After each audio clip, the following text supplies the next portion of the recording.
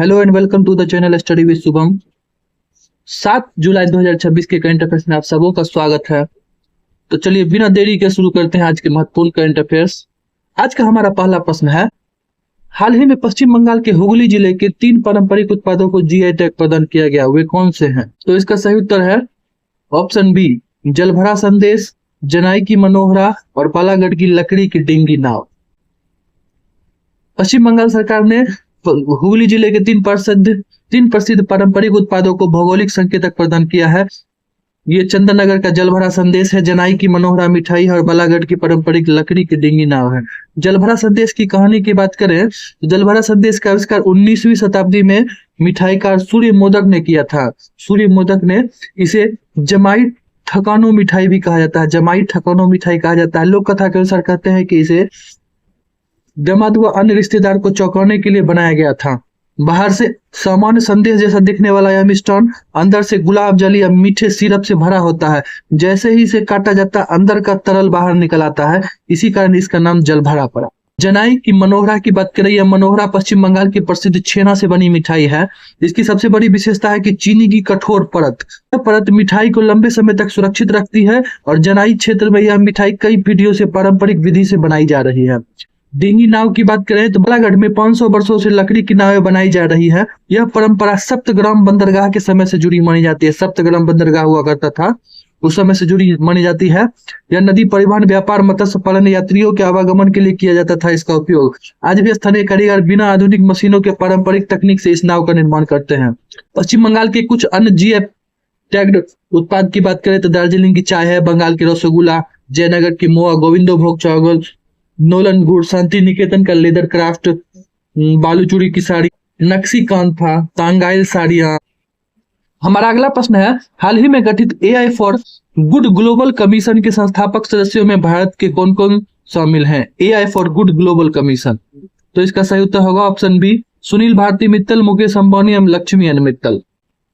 International telecommunication ITU के अंतर्गत AI for good global commission का गठन किया गया है। ITU के अंतर्गत इस आयोग का उद्देश्य आर्टिफिशियल इंटेलिजेंस का safe, trusted, inclusive, human centric उपयोग सुनिश्चित करना है। आर्टिफिशियल इंटेलिजेंस का इस आयोग ने दुनिया भर के 44 वैश्विक नेताओं को संस्थापक सदस्य बनाया है। भारत से सुनील भारती मित्तल, मुकेश अंबानी और लक्ष्मी एन मित्तल संस्थापक सदस्य के रूप में शामिल किए गए हैं। सुनील भारती मित्तल, मुकेश अंबानी और लक्ष्मी एन मित्तल को। आयोग का प्रमुख उद्देश्य यह सुनिश्चित करना है कि एआई का विकास केवल तकनीकी प्रगति तक सीमित न रहे, बल्कि इसका लाभ समाज के सभी वर्गों तक पहुंचे। साथ ही डिजिटल डिवाइड, असमानता को कम करना, एआई गवर्नेंस को मजबूत करना और एआई के एथिकल और रेस्पॉन्सिबल उपयोग को बढ़ावा देना इसका प्रमुख लक्ष्य है। इस आयोग की पहली बैठक 7 से 10 जुलाई 2026 तक जिनेवा में आयोजित होगी। AI for good global summit 2026 के दौरान AI for good global commission बनाया क्यों गया? AI for good global commission AI का उपयोग स्वास्थ्य, शिक्षा, कृषि, वित्त, रक्षा और उद्योग सहित लगभग हर क्षेत्र में तेजी से बढ़ रहा है। इसके साथ ही डेटा गोपनीयता, misinformation, deep fake, cyber security, bias in AI और रोजगार पर प्रभाव जैसी चुनौतियां भी सामने आ रही है। इन चुनौतियों से निपटने के लिए ITU ने, इंटरनेशनल टेलीकॉम यूनियन ने वैश्विक जगत उद्योग नीति निर्माता और विशेषज्ञों को एक मंच पर लाकर यह आयोग बनाया है, ताकि एआई के लिए साझा वैश्विक मानक, ग्लोबल स्टैंडर्ड और जिम्मेदार उपयोग की दिशा तय की जा सके। इंटरनेशनल टेलीकम्युनिकेशन यूनियन की बात करें तो इसकी स्थापना 17 मई 1865 ईस्वी को हुई। मुख्यालय जेनेवा, स्विट्जरलैंड है। प्रत्येक वर्ष 17 मई को world telecommunication and information society day मनाया जाता है, 17 मई को। एआई फॉर गुड पहल की शुरुआत ITU ने 2017 में संयुक्त राष्ट्र की अन्य एजेंसियों के सहयोग से की थी। 2017 में शुरू किया गया था एआई फॉर गुड पहल। इसका उद्देश्य एआई को सस्टेनेबल डेवलपमेंट गोल्स की प्राप्ति के लिए उपयोग करना है। AI for good global commission इसी तरह का पहल उच्च स्तरीय नेतृत्व मंच है, जिसमें उद्योग नीति और प्रौद्योगिकी क्षेत्र के वैश्विक नेता शामिल किए गए हैं। हमारा अगला प्रश्न है, हाल ही में अंटार्ड के अंतर सरकारी विशेष समूह inter governmental group of experts की 9वीं बैठक की अध्यक्षता किस देश ने की? अंटार्ड के inter governmental group of experts on consumer protection law and policy की 9वीं बैठक जेनेवा, स्विट्जरलैंड में आयोजित की गई। इस बैठक का मुख्य विषय था consumer protection law and policy. Consumer protection law and policy. इस बैठक की सबसे महत्वपूर्ण बात यह रही कि भारत ने इसकी अध्यक्षता चेयरमैनशिप की। इस बात की ओर से उपभोक्ता मामलों की सचिव निधि खरे ने बैठक की अध्यक्षता की। निधि खरे ने, जो कि उपभोक्ता मामले की सचिव है, निधि खरे ने अध्यक्षता की। Inter governmental group of experts, IgE क्या है? यह यूएनसीटीएडी के अंतर्गत एक विशेषज्ञ समूह है जो विभिन्न देशों के प्रतिनिधि जिसमें शामिल होते हैं। इसका मुख्य कार्य कंज्यूमर प्रोटेक्शन लॉ पर वैश्विक सहयोग को बढ़ाना, सदस्य देशों के बीच सर्वोत्तम बेस्ट प्रैक्टिसेस का आदान प्रदान करना, डिजिटल इकोनॉमी में उपभोक्ताओं के अधिकार की सुरक्षा करना, क्रॉस बॉर्डर ई कॉमर्स में उपभोक्ता संरक्षण को मजबूत करना है, इमर्जिंग टेक्नोलॉजी से जुड़े उपभोक्ता हितों पर नीति बनाना है।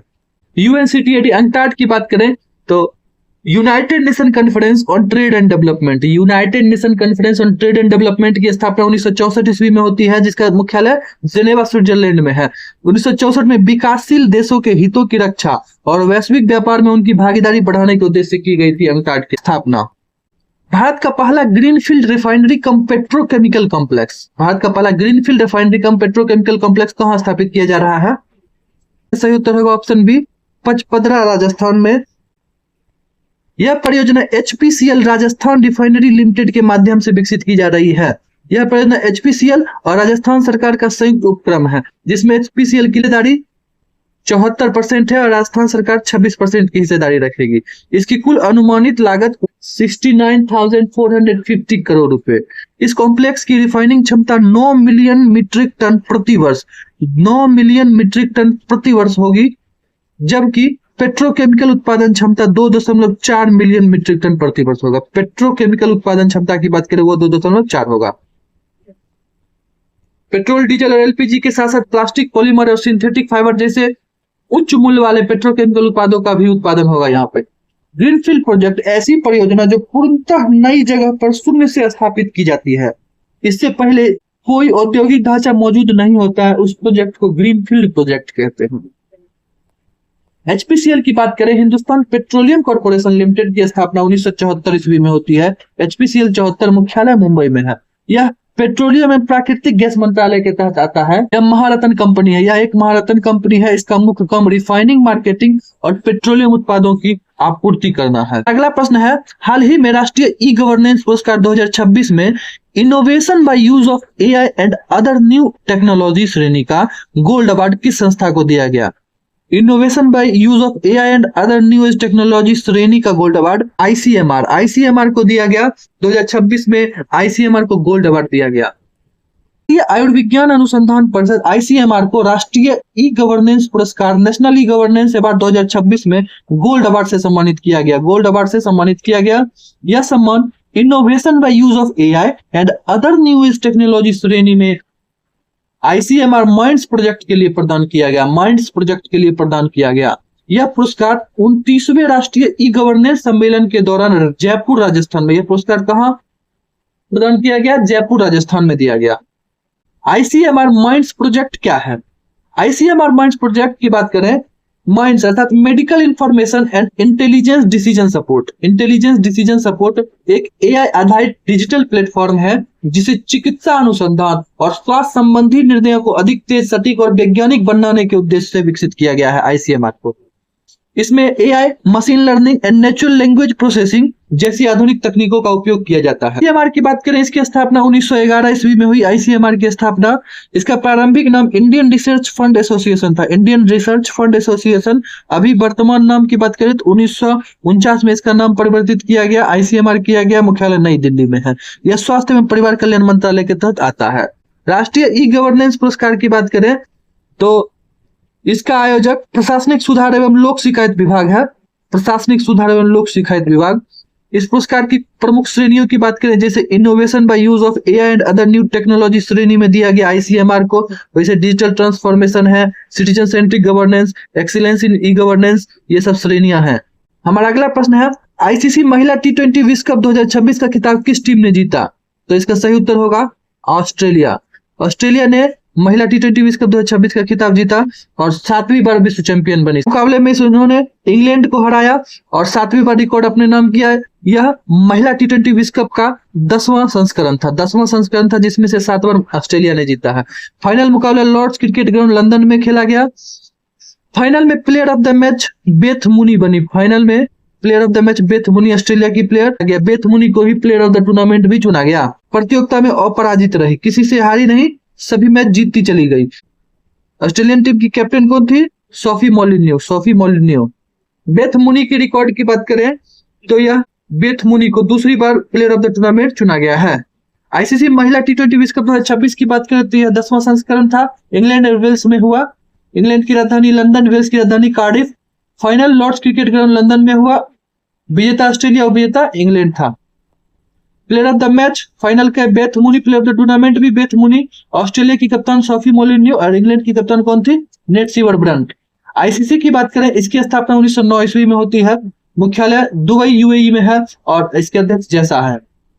लॉर्ड्स क्रिकेट ग्राउंड, जिसे क्रिकेट का मक्का कहा जाता है, ये लंदन में स्थित है। इसकी स्थापना 1814 ईस्वी में हुई थी। लॉर्ड्स क्रिकेट ग्राउंड की इसे होम ऑफ क्रिकेट कहा जाता है। Home of cricket, Lord's cricket ground. यह मेरलीबोर्न क्रिकेट क्लब इसका स्वामित्व करता है। Marylebone cricket club, MCC. महिला टी20 विश्व कप के पहला संस्करण 2009 में हुआ। पहला विजेता इंग्लैंड बना था और सबसे सफल टीम अभी तक की ऑस्ट्रेलिया है 7 बार। इंग्लैंड की डेनी व्हाइट हॉल सर्वाधिक रन बनाने वाली बल्लेबाज। अगला प्रश्न है, हाल ही में वैज्ञानिकों द्वारा खोजी गई नई गहरे समुद्र की मछली साइटोप्सिस इंडिका, इंडियन डोरी, कहां खोजी गई है? साइटोप्सिस इंडिका। तो इसका सही उत्तर होगा ऑप्शन बी, अरब सागर एवं लक्षद्वीप सागर में खोजी गई है साइटोप्सिस इंडिका। भारतीय वैज्ञानिकों ने अरब सागर में गहरे समुद्र से साइटोप्सिस इंडिका नामक नई मछली प्रजाति की खोज की। इसे इंडियन डोरी नाम दिया गया है, इंडियन डोरी। यह खोज ICAR central marine fisheries research institute के वैज्ञानिकों द्वारा की गई। यह प्रजाति दक्षिणी केरल के तट, अरब सागर और लक्षद्वीप सागर में 350 से 500 मीटर की गहराई पर पाई गई। गहराई में पाई जाती है 350 से 500 मीटर के। यह क्षेत्र सूर्य के प्रकाश से लगभग रहित होता है, लो लाइट जोन, और यहाँ रहने वाले जीवों में विशेष प्रकार के एडेप्टेशन पाए जाते हैं। इस खोज से भारत की समुद्री जैव विविधता के बारे में नई जानकारी मिलेगी और गहरे समुद्र के पारिस्थितिकी तंत्र को भी समझने में सहायता मिलेगी। इसका नाम इंडियन डोरी क्यों रखा गया? साइटोप्सिस इस मछली का वंश है, जेनस है, और इंडिका शब्द भारत को दर्शाता है क्योंकि यह प्रजाति पहली बार भारतीय समुद्र क्षेत्र से वैज्ञानिक रूप से वर्णित की गई है। डोरी फिश सामान्यतः गोल, चपटी तथा गहरे समुद्र में रहने वाले मछलियों के समूह के लिए प्रयुक्त नाम है डोरी फिश। गहरे समुद्र में रहने वाली मछलियों की विशेषताएं, ये कम प्रकाश में जीवित रहने की क्षमता रखती हैं, धीमी वृद्धि इसका होता है और कम तापमान और अधिक दबाव को सहन करने की क्षमता होती है इस मछली में, गहरे समुद्र में रहने वाली मछलियों में। और इसमें से कई प्रजातियों में बड़ी आंखें या प्रकाश उत्पन्न करने वाले अंग बायोल्यूमिनेसेंस पाए जाते हैं। ICAR CMFRI की बात करें, central marine fisheries research institute, इसकी स्थापना 47 में मुख्यालय कोची केरल में है। मुख्यालय कोची केरल में है central marine fisheries research institute की। यह ICAR Indian council of agriculture research के तहत संस्था है। यह कृषि एवं किसान कल्याण मंत्रालय के तहत। Indian council of agriculture research की बात करें, इसकी स्थापना 1929 ईस्वी में हुई। Indian council of agricultural research मुख्यालय नई दिल्ली में है। इसका मंत्रालय वही कृषि एवं किसान कल्याण मंत्रालय है। हमारा अगला प्रश्न है, हाल ही में इसरो द्वारा सफलतापूर्वक परीक्षण किया गया solve sub orbital launch vehicle for experiments किस मिशन से संबंधित है? तो इसका सही उत्तर है गगनयान मिशन। गगनयान मिशन से संबंधित है। भारतीय अंतरिक्ष अनुसंधान संगठन ने solve sub orbital launch vehicle for experiments का पहला ग्राउंड टेस्ट सफलतापूर्वक किया। सॉल्व का भारत के महत्वाकांक्षी गगनयान मिशन की मानव अंतरिक्ष उड़ान की तैयारियों का महत्वपूर्ण चरण है। इस परीक्षण के दौरान क्रू मॉड्यूल को 10 से 17 किलोमीटर की ऊंचाई तक ले जाने की प्रक्रिया का सिमुलेशन, अनुकरण किया गया। 10 से 17 किलोमीटर की ऊंचाई 10 पैराशूटों की सहायता से मॉड्यूल को नियंत्रित करके समुद्र में सुरक्षित उतारा गया। इस परीक्षण का उद्देश्य यह सुनिश्चित करना था कि किसी आपात स्थिति में अंतरिक्ष यात्रियों को सुरक्षित पृथ्वी पर वापस लाया जा सके। सॉल्व प्रणाली भविष्य में क्रू एस्केप सिस्टम, पैराशूट तंत्र, रिकवरी ऑपरेशन और समुद्र में सुरक्षित लैंडिंग जैसी महत्वपूर्ण तकनीकों के परीक्षण के लिए उपयोग की जाएगी। सॉल्व प्रणाली एक पुनः प्रयोज्य रीयूजेबल उपकक्षीय परीक्षण मंच, सब ऑर्बिटल टेस्ट प्लेटफॉर्म है।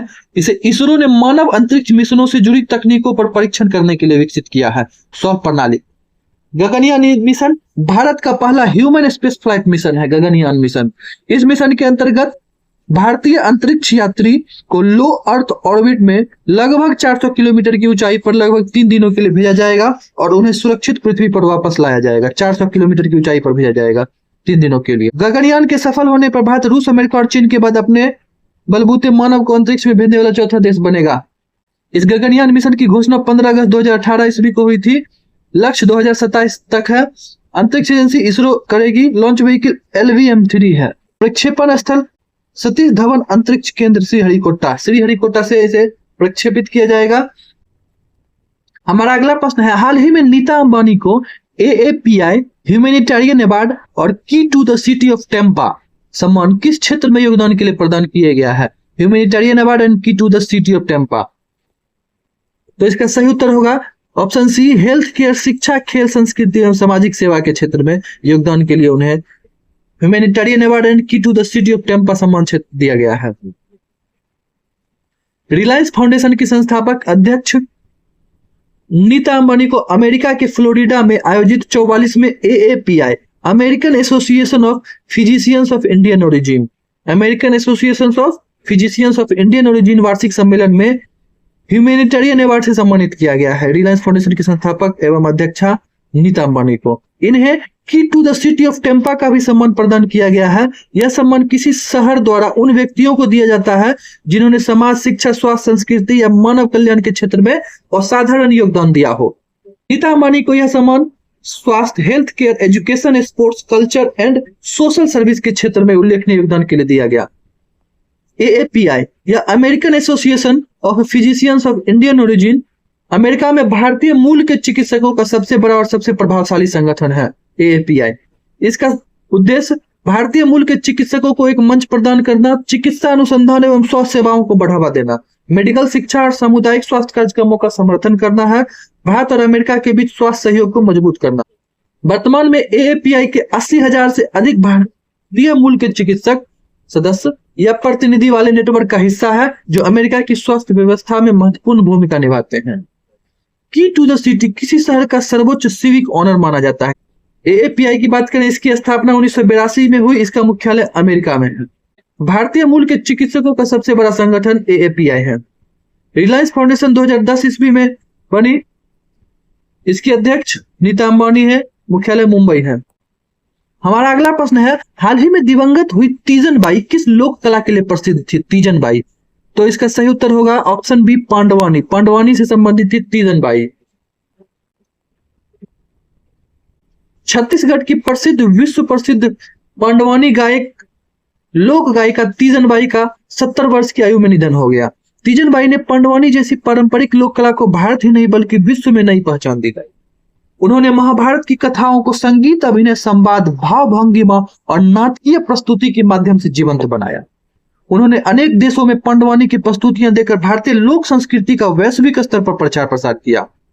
लोक कला के क्षेत्र में उनके अमूल्य योगदान के लिए उन्हें भारत सरकार द्वारा पद्मश्री 1988 में, पद्म भूषण 2003 ईस्वी में और पद्म विभूषण 2019 ईस्वी में सहित प्रतिष्ठित सम्मानों से सम्मानित किया। पांडवानी की बात करें, छत्तीसगढ़ की प्रसिद्ध लोक गायन शैली है। इसमें महाभारत, विशेषकर पांडवों की कथाओं का गायन एवं अभिनय किया जाता है।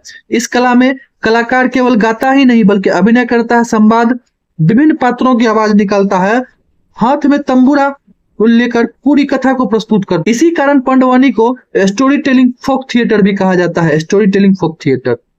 तीजन बाई की बात करें तो पहली महिला कलाकारों में से थी जिन्होंने परंपरागत रूप से पुरुषों द्वारा प्रस्तुत की जाने वाली कपालिक शैली में पांडवानी प्रस्तुत की थी।